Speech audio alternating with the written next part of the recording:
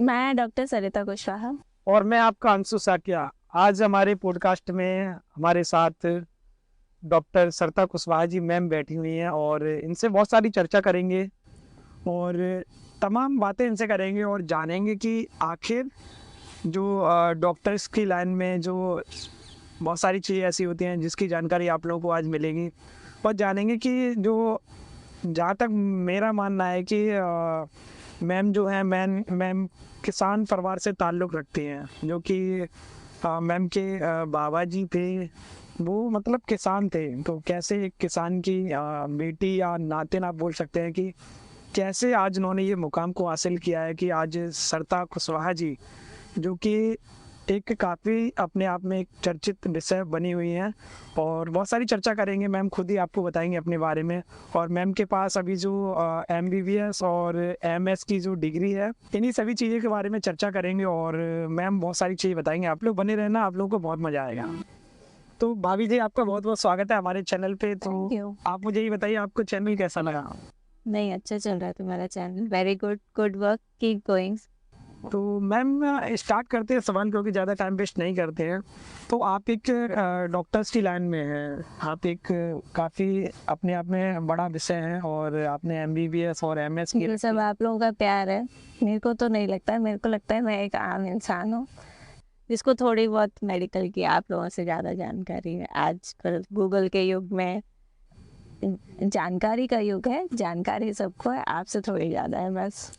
तो मैम मैं ये पूछ रहा हूँ कि जैसे आपने स्टार्टिंग से, जैसे आप डॉक्टर्स की लाइन में आप जाना चाहती थी, कि आपका बचपन से यही शौक था कि मुझे नहीं डॉक्टर ही बनना है?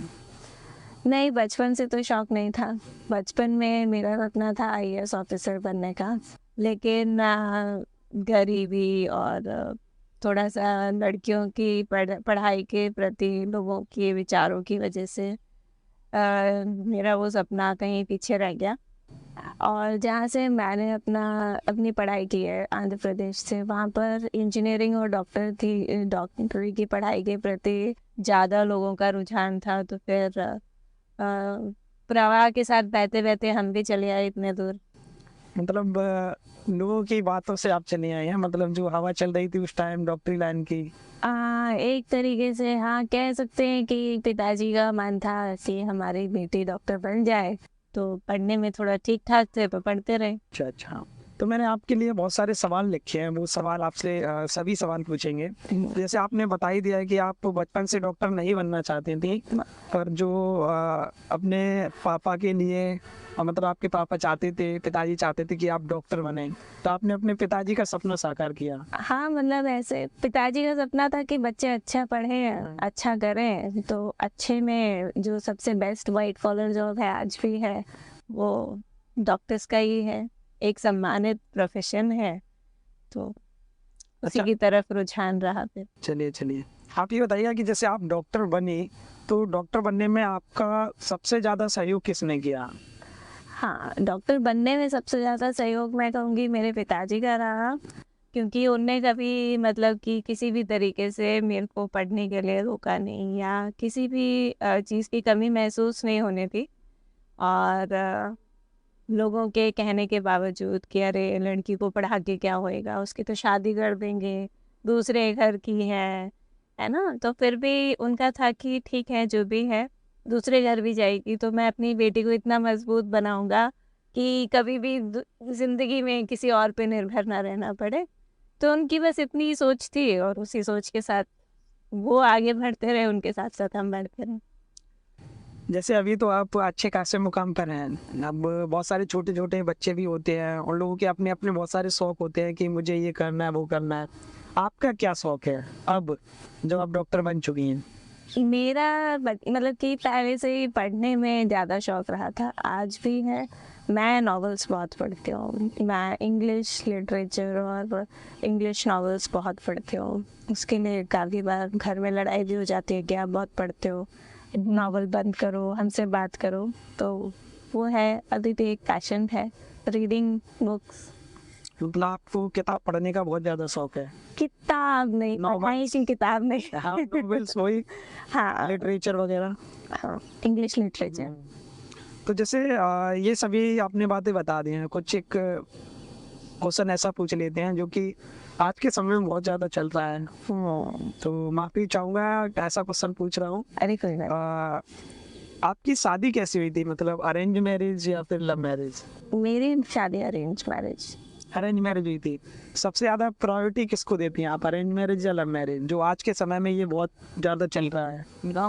प्रायोरिटी मैरिज को देनी है, वो लव हो या अरेंज, सक्सेसफुल होनी चाहिए। दो लोग आपस में, दो परिवार आपस में मिलकर अच्छे से रहें, बस। उससे फर्क क्या पड़ता है कि माँ बाप ने लड़के को ढूंढा या लड़की ने लड़के को ढूंढा या लड़के ने लड़की को ढूंढा। And result should be good ना। किस रास्ते से जा रहे हो उससे, वो रास्तों के लिए तो कहा जाएगा कि हाँ सही रास्ते चलो, लेकिन अगर एक इंग्लिश में कहावत है ना, all is well that ends well, तो एंड रिजल्ट सही होना चाहिए, बाकी सब ठीक है। तो मैम एक चीज़ और बताइएगा कि जैसे आपने जो, जैसे आप अभी तो डॉक्टर बन चुकी हैं, आपने शुरुआती पढ़ाई कहाँ से की थी और आपका जन्म कहाँ हुआ था? मेरा जन्म मुंबई में नेवल हॉस्पिटल में हुआ था। और मेरी शुरुआती पढ़ाई ज़्यादातर मुंबई और विशाखापट्टनम की है, क्योंकि मेरे पापा की पोस्टिंग उस समय वहीं पर थी। केंद्रीय विद्यालय की पढ़ी हुई हूँ मैं। अच्छा। और 10वीं के बाद फिर मैंने इंटर विशाखापट्टनम से ही किया है। और उसके बाद फिर मेरा सिलेक्शन हो गया था, तो फिर मैंने अपना ग्रेजुएशन जो है वो विजयवाड़ा, सिद्धार्थ मेडिकल कॉलेज विजयवाड़ा से किया है, आंध्र प्रदेश से। आपके बारे में मैंने बहुत सारी चीज़ें पता की थी। उसमें मुझे बताया गया था कि आप किसान परिवार से ताल्लुक़ रखती हैं और जी, मेरे बाबा जो थे, वो मतलब कि दूसरे की, जो कहते हैं बटाई पे बटाई की खेती करते थे। तो मेरे पापा पढ़ने में मतलब वो भी एक स्कॉलर स्टूडेंट थे, तो उनकी जैसे तैसे नेवी में नौकरी लग गई थी। तो एक तरीके से कहिए एक छोटे से सैनिक की बेटी हूँ मैं, जो कि एक मतलब कि गरीब किसान का बेटा था। तो बस मतलब कहीं न कहीं आपकी शुरुआत वहीं से हुई थी, जो आपके बाबा जी थे, गांव से जुड़े हुए। गाँव से ही। पर आपका जन्म मुंबई में हुआ था। अब वहाँ पर पापा जी की नौकरी थी, तो वहाँ पे रहना मजबूरी थी। तो अब जो नेवी की जो क्वार्टर्स थे, ऐसा कह सकते हैं कि अच्छे खासे परिवार से आप बिलोंग करते हैं। नहीं नहीं, नेवी की नौकरी, सरकारी नौकरी, देखिए उसमें भी बहुत सारे कैडर्स होते हैं। तो जो आम सैनिक होता है वो कहने के लिए सरकारी नौकरी होती है, लेकिन उसकी आय नॉर्मल लोगों के जितनी ही होती है। Normal lower middle class family से रही हूँ हमेशा। तो जीवन की जो कठिनाइयाँ होती हैं, पैसे के अभाव है, वो सब मैंने देखी हैं। जैसे मैम ये आपने बहुत सारी बातें अपनी पर्सनल लाइफ की बता दी और ये मैंने आपसे पूछी। तो अब आ जाते हैं डॉक्टर्स की लाइन में। जैसे अभी जो वर्तमान समय में डॉक्टर लाइन का क्रेज चल रहा है, जो कि लगातार चल रहा है। अब बहुत सारे डॉक्टर मतलब अलग अलग प्रकार के हैं, मतलब कोई भी गवर्नमेंट हो या प्राइवेट हो।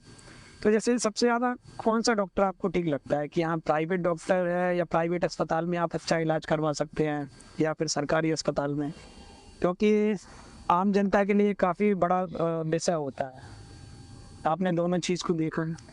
देखिए, डॉक्टरी का चलन आप जो कह रहे हैं वो हमारी मजबूरी है। एक इतनी बड़ी जनसंख्या के साथ मेडिकल फैसिलिटीज़ अपनी पॉपुलेशन को मुहैया कराने के लिए हमको ज़्यादा नंबर ऑफ डॉक्टर्स की ज़रूरत है ना। तो अभी जितने हमारे पास डॉक्टर्स हैं वो भी इनफ नहीं है, ठीक है। अभी भी गांव में जो मेडिकल हेल्प है उसका अभाव है ही, वो तो हम सब जानते हैं।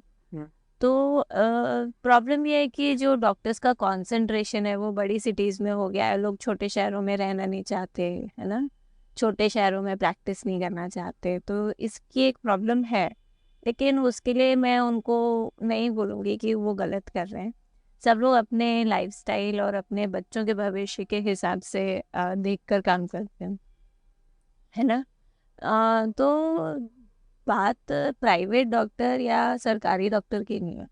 बात है कि आप अपने प्रोफेशन को कितने अच्छे से कर रहे हैं, ठीक है।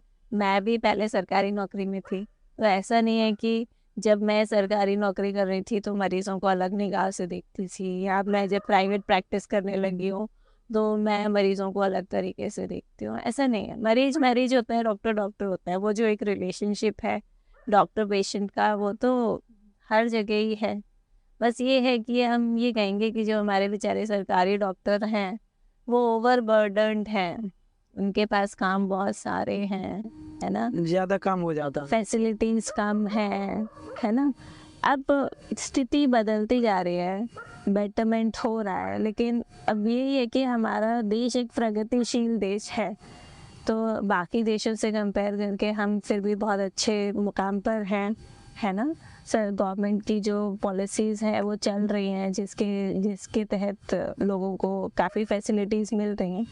अब स्थिति बदलती जा रही है, बेटरमेंट हो रहा है, लेकिन अब यही है कि हमारा देश एक प्रगतिशील देश है, तो बाकी देशों से कंपेयर करके हम फिर भी बहुत अच्छे मुकाम पर हैं, है ना। सर गवर्नमेंट की जो पॉलिसीज़ हैं वो चल रही हैं, जिसके जिसके तहत लोगों को काफ़ी फैसिलिटीज़ मिल रही हैं। धीरे धीरे हर चीज़ में बदलाव आएगा और बेटर सर्विसेज सबको मिलेंगी।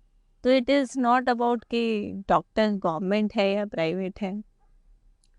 आज के समय के डॉक्टर्स के बारे में आप क्या कहना चाहेंगे, जो तमाम मतलब हॉस्पिटल्स वगैरह खुल रहे हैं लगातार, और बहुत सारे लोग बोलते हैं कि ये कहना चाहूँगी कि ना, आप पढ़े लिखे डॉक्टरों से इलाज कराएं, ठीक है।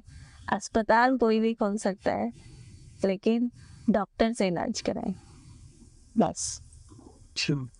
देयर इज अ डिफरेंस कि आप अस्पताल में इलाज करा रहे हैं, क्यों अस्पताल में हम भी जानते हैं कौन कौन इलाज कर रहा है, ठीक है। तो इट्स अ रिक्वेस्ट कि मतलब पढ़े लिखे डॉक्टर से इलाज करो, फिर वो चाहे सरकारी हो या प्राइवेट हो, कोई भी हो, है ना। ऐसे ही क्वैक्स से इलाज ना कराएं अपने जीवन को, मतलब कि आप खुद परेशानी में ना डालें। तो मैम, मैंने आपके बारे में और भी बहुत सारी चीज़ें पता की थी, तो मैंने उसमें जाना था कि आप डॉक्टर के साथ साथ मतलब मरीजों का इलाज कर रहे हैं, तो उसके साथ साथ पर्यावरण का भी बहुत ज़्यादा ध्यान रखते हैं। मैंने देखा है, बहुत सारी आपकी फेसबुक पर पोस्ट वगैरह भी देखी हैं। उसमें आपने किया क्या है कि जैसे कोई भी बच्चे का जन्म होता है तो उनकी बच्चे की माता जी को या पिताजी को आप एक पौधा जरूर गिफ्ट करती हैं जी, तो ऐसा क्यों? देखिए, हम लोग अपने बच्चों को क्या देके जाते हैं, जो धरोहर है ना, जो हमारी धरोहर है वही तो देकर जाएंगे। तो क्या देके जाएंगे, एक ग्लोबल वार्मिंग से पीड़ित धरती, ये तो नहीं देके जाना चाहेंगे। हम लोगों के बचपन में हमने देखा है ऐसे फलों के बाग होते थे, पेड़ होते थे, हरियाली होती थी, है ना। अब हम लोग कुछ नहीं देखते, केवल घर देखते हैं, हर जगह घर घर घर। तो हरियाली दिखाने के लिए बच्चों को दूसरी जगह ले जाना पड़ता है, जंगलों में ले जाना पड़ता है दिखाने के लिए कि पेड़ क्या होते हैं, कैसे होते हैं। तो इन सब चीज़ों की वजह से मैंने सोचा कि एक स्टार्ट किया जाए प्रोग्राम, जिसके तहत कुछ नहीं तो एक तरीके से वृक्षारोपण बढ़ाया जाए, पर्यावरण संरक्षण के प्रति कुछ किया जाए। तो इसलिए मैंने स्टार्ट किया था। इसको मैंने थोड़ा सा इमोशनल टच इसलिए दिया कि आपको बच्चे के जन्म पर दिया जाए, क्योंकि ऐसे आप पेड़ बांटेंगे तो कोई लगाएगा कोई नहीं लगाएगा, कोई उसकी देखभाल करेगा नहीं करेगा। लेकिन बच्चे का जन्म एक उत्सव होता है, एक उत्साह होता है लोगों में, है ना। आप जिस तरीके से बच्चे की देखभाल करते हैं उस तरीके से आप ज़िंदगी में किसी की नहीं करते हैं। तो अगर उस इमोशन से किसी चीज़ को अटैच किया जाएगा तो थोड़ा बेटर रिजल्ट्स मिलेंगे। जैसे अगर मैंने 100 पेड़ भी बांटे, ठीक है, तो कम कुछ नहीं तो 50 या 60 तो लगेंगे, उनकी केयर की जाएगी, है ना। लोग उसको बड़ा करेंगे, बताएंगे कि अच्छा ये तुम्हारे जन्म के साथ मिला हुआ पौधा है। तो इस तरीके से वृक्षारोपण बढ़ेगा, पर्यावरण संरक्षण की तरफ छोटी सी एक हमारा भी योगदान हो जाएगा। एक छोटी सी मुहिम आपने स्टार्ट की है। हाँ, छोटी है। अगर आप मतलब मैं जो रियलिटी है वो बोलना चाहूँगी कि अगर जैसे मैं 100 पेड़ रख कर ऐसे किसी को भी खड़े होकर बांट दूँ कि आप लगा लो आप लगा लो आप लगा लो, कितने लोग लगाएंगे? जेन्युइनली कितने लोग लगाएंगे? नहीं लगाएंगे। अच्छा अगर लगा भी दिया उनने कहीं पर, तो वो कभी उसको देखने नहीं जाएंगे, पानी नहीं डालने जाएंगे, उसकी देख रेख नहीं करेंगे, तो फिर वो तो पौधे बेकार हो जाएंगे। इसीलिए मैंने उसको इस तरीके से स्टार्ट। जो आपने बताया कि इमोशंस जोड़ दिए उसमें। हाँ, थोड़ा सा उसको इमोशनल टच दिया है ताकि लोग उसके प्रति थोड़ा सा जागरूक हो। जैसे ऐसे बहुत कम डॉक्टर हैं कि जो मतलब पर्यावरण का ध्यान रखते हैं। बहुत सारे डॉक्टर ऐसे होते हैं जो केवल मरीजों से मतलब रखते हैं कि हाँ मुझे उनको दवाई देनी है, इनको ठीक करना है। डॉक्टर का मेन काम तो वही है ना। पर उसके साथ साथ आप पर्यावरण का भी ध्यान रख रहे हैं, तो काबिले तारीफ है आपके लिए, इसके लिए थैंक यू। मैं तो यही कहूँगा, मुझे आपसे थैंक यू कहना चाहिए, क्योंकि पर्यावरण के लिए बहुत कम लोग हैं जो देख रेख बहुत कम लोग कर पा रहे हैं। मैं एक और नई चीज़ शुरू करना चाहती हूँ जो मैं आपके चैनल पे आज अनाउंस कर रही हूँ। मतलब मैं अपने घर में कर रही हूँ अभी प्रेजेंट में, कि प्लास्टिक को ओपन ना फेंके, है ना। जो हमारी प्लास्टिक बॉटल्स होती हैं उसमें आप उसको भर दीजिए, स्टफ कर दीजिए, और वो बॉटल्स अलग तरीके से यूज़ की जा सकती हैं। थोड़े दिन में मैं डालूंगी उसको फेसबुक पे ताकि लोग उसके प्रति जागरूक हो। कोई नई चीज़ नहीं है, पहले से हो रही है, बहुत लोग करते हैं।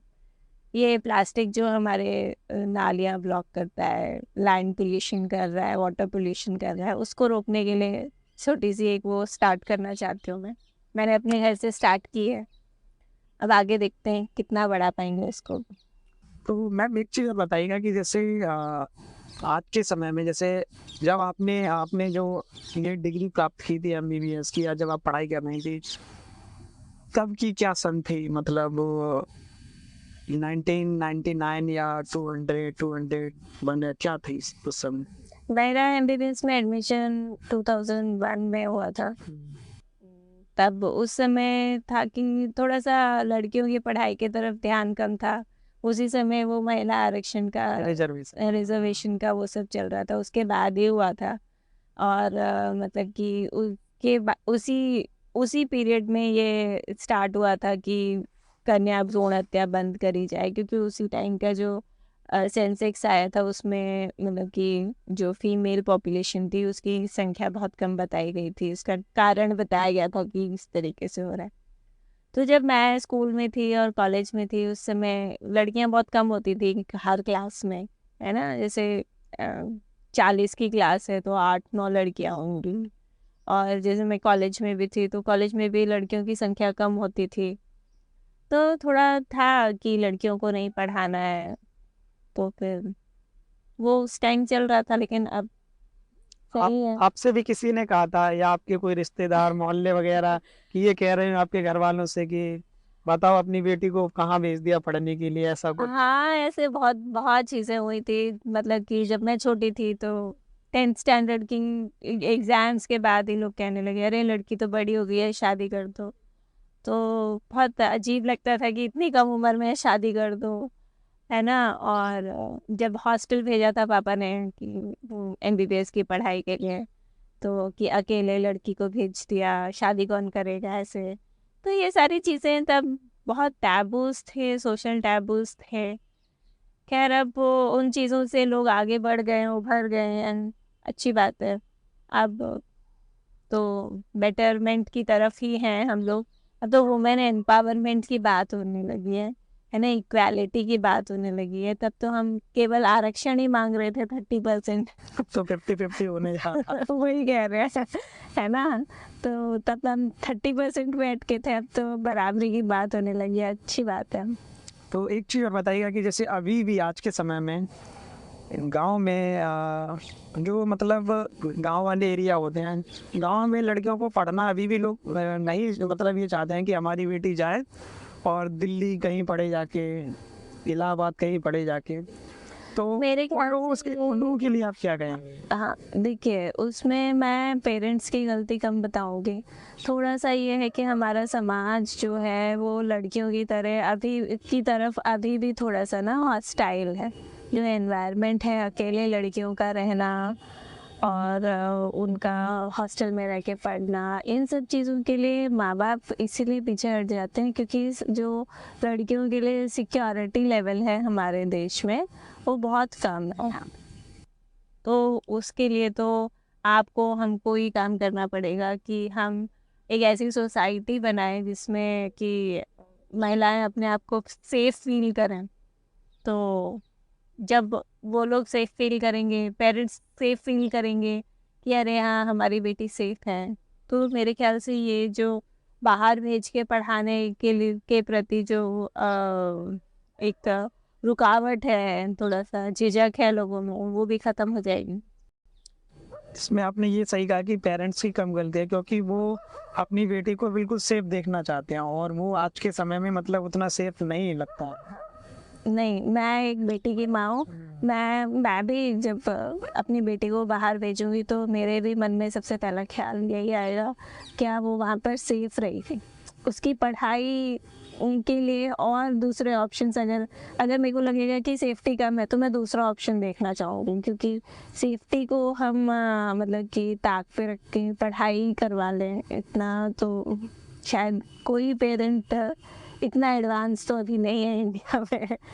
इंडिया में क्या, पूरे वर्ल्ड में बच्चे की जो सेफ्टी है, सिक्योरिटी है, वो प्रायोरिटी है अभी भी। तो मैम एक चीज़ और बताइएगा कि जैसे महिलाओं के बारे में क्या कहना चाहेंगी। बहुत सारी महिलाएं जो है अपनी बीमारियां हो या कुछ भी हो झिझकती हैं बताने में, या मतलब कहा ऐसा जा सकता है कि बहुत सारी महिलाएं डॉक्टर्स हैं, जैसे आप डॉक्टर हैं, तो कहीं ना कहीं डॉक्टर से डर लगता है। उन महिलाओं के बारे में क्या कहेंगी?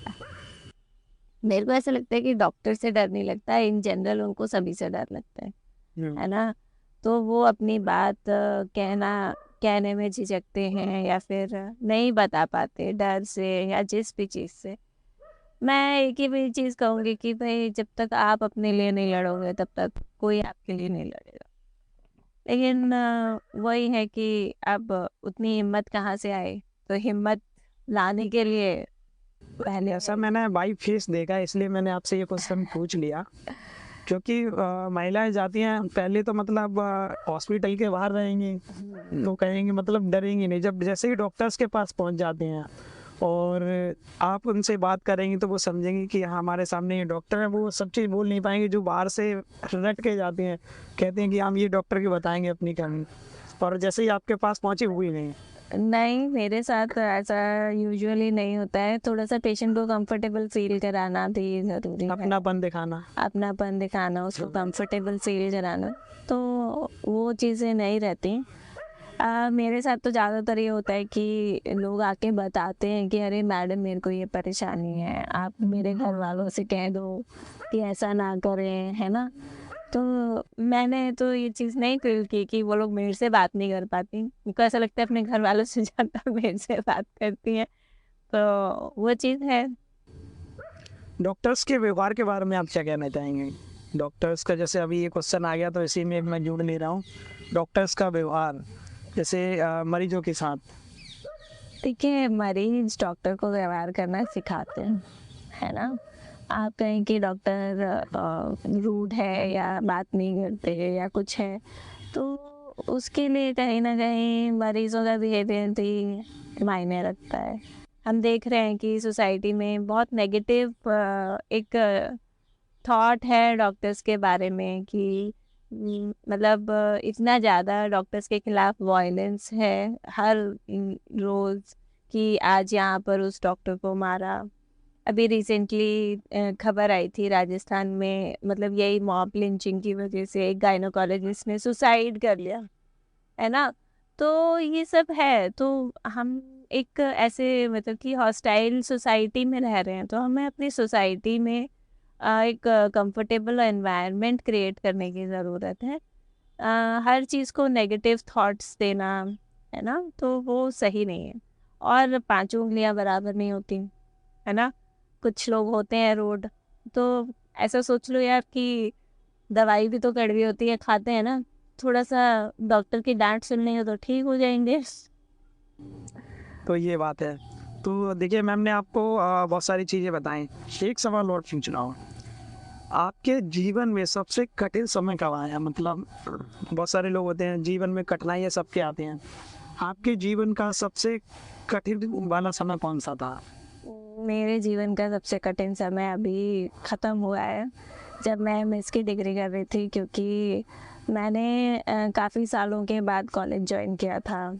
मेरी जो एमबीबीएस की डिग्री है वो 2007 में कंप्लीट हो गई थी। उसके बाद मैंने 13 साल बाद 2020 में एमएस की लिए कॉलेज जॉइन किया। तो इतने इयर्स ऑफ गैप के बाद पढ़ाई करने जाना, सॉरी, अपने परिवार को पीछे छोड़कर, बच्चों को पीछे छोड़कर थोड़ा सा डिफिकल्ट था। तो मैम आपने बताया कि आपके जीवन का सबसे कठिन समय वही था जब आपने एमएस कंप्लीट की। जी। तो एक चीज़ बताइए, परिवार में कब मतलब ऐसा समय आया कभी स्टार्टिंग से आपके, मतलब आपके जीवन में बचपन में ऐसा कभी आया हो जो आपको याद हो? क्या? कठिन समय बचपन मेरा शादी से पहले का, मतलब। बचपन मेरा बहुत अच्छा था, ऐसा मेरे को कुछ याद नहीं है, या फिर मेरे मम्मी पापा ने मेरे को कभी ऐसा फील नहीं होने दिया कि कठिन समय चल रहा है। मेरे हिसाब से तो सबसे कठिन यही था कि परिवार को छोड़कर, स्पेशली बच्चों को और फैमिली को छोड़कर अकेले रहना। हाँ, तो वही सबसे कठिन था। वही सबसे कठिन था।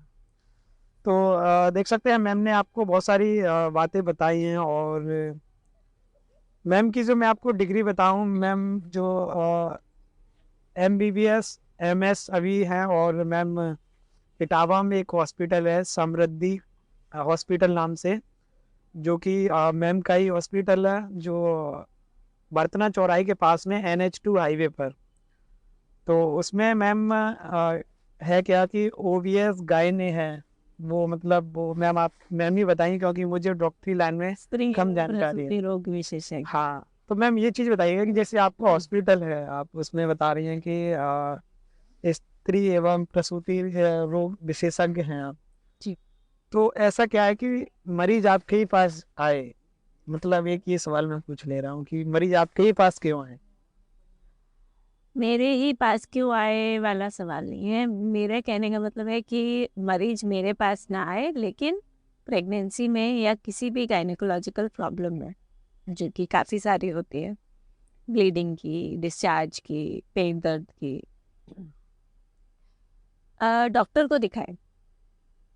जिस तरीके से होम डिलीवरीज का चलन है, या फिर मतलब इग्नोरेंस है और नेग्लिजेंस है महिलाओं के प्रति, वो ना रहे।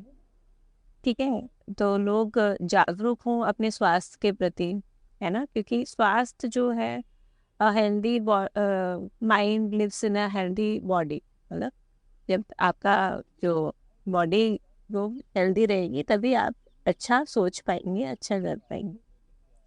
तो हेल्थ इम्पॉर्टेंट है, इसीलिए डॉक्टर से इलाज कराएं। जो भी परेशानी है वो इम्पोर्टेंट है, मेरे ही पास आए ऐसा इम्पोर्टेंट नहीं एक है। अच्छे डॉक्टर के पास, चाहे कोई हो। हाँ, आप पढ़े लिखे डॉक्टर के पास हाँ। सही इलाज लें, वो इम्पोर्टेंट। तो मैम एक चीज़ और बताइए, जैसे आपने ये सभी चीज़ें बता दी हैं, अब आपका आगे का क्या सपना है? जैसे बहुत सारे लोगों का ड्रीम होता है मुझे ये करना है, तो ऐसा आपका क्या ड्रीम है? या डॉक्टर्स की लाइन में और आगे जाना चाहेंगे, या फिर आपका खुद का कोई एक बड़ा सपना हो जिसको आप अपना, मतलब ये फिलहाल तो कोई बताता नहीं है कि मेरा सपना क्या है, वो सभी छुपा कर रखते हैं, जब सामने आ जाता है तब पता लगता है, पर आपका सपना ऐसा क्या है? नहीं, मेरा ऐसा कुछ अब इम्पोर्टेंट गोल्स इन लाइफ तो बचे नहीं है। सपना तो अभी तो मेरे को ऐसा कुछ है नहीं। जो आपका ड्रीम बस, था वो पूरा हो गया, एमएस बनने का? नहीं, ड्रीम एमएस बनने का चलो कह सकते हैं कि हाँ, पूरा हो गया। और बस यही है कि अच्छे से अपने मरीजों के प्रति जागरूक रहकर अच्छा इलाज कर सकें, लोगों की मदद कर सकें, सोसाइटी में कुछ अच्छा कर सकें। बस यही है, और कुछ स्पेशल गोल्स नहीं है कि अरे ये अचीव करना है या वो अचीव करना है। बस। जैसे आपने बताया कि मरीजों का अच्छे से ख्याल रखना, पर्यावरण ठीक रहे, और यही सभी चीजें आपका यही सपना है। मतलब इन्हीं के ऊपर काम इन्हीं कर के रहे हैं। ऊपर आपको आगे काम करना है। तो देख सकते हैं मैम ने बहुत सारी बातें बताई हैं, एक बहुत अच्छा ये इंटरव्यू हुआ है। तो मैम आप कुछ और कहना चाहेंगी अपने मतलब जो देश के लिए एक अच्छा संदेश जाए, जो जनपद इटावा के लिए एक अच्छा संदेश जाए, उत्तर प्रदेश के लिए एक अच्छा संदेश जाए?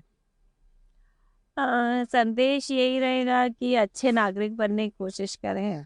अच्छे नागरिकों से अच्छा देश बनता है। हम देश के लिए क्या कर रहे हैं वो ज़्यादा इम्पोर्टेंट है दैन देश हमारे लिए क्या कर रहा है।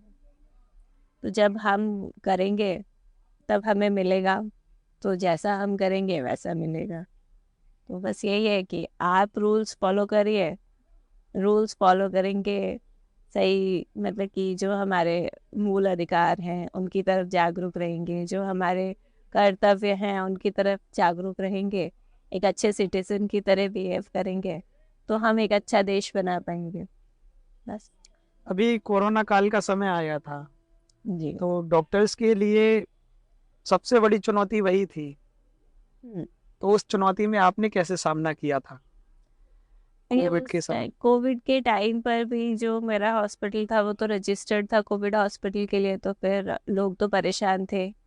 तो जो जो भी हेल्प हो सकती थी, मतलब डिलीवरीज और मरीजों की परेशानियों के लिए हम लोग उचित प्रिकॉशन के साथ मरीज देख ही रहे थे। हॉस्पिटल तो बंद नहीं था, चल ही रहा था। जितनी हम लोग लोगों की सेवा कर सके, हेल्प कर सके, हम लोगों ने की थी। तो अब एक संदेश और दे दीजिए सभी डॉक्टर्स को। डॉक्टर्स को, सब मेरे कलीग्स हैं, उनको मैं क्या संदेश दूँ?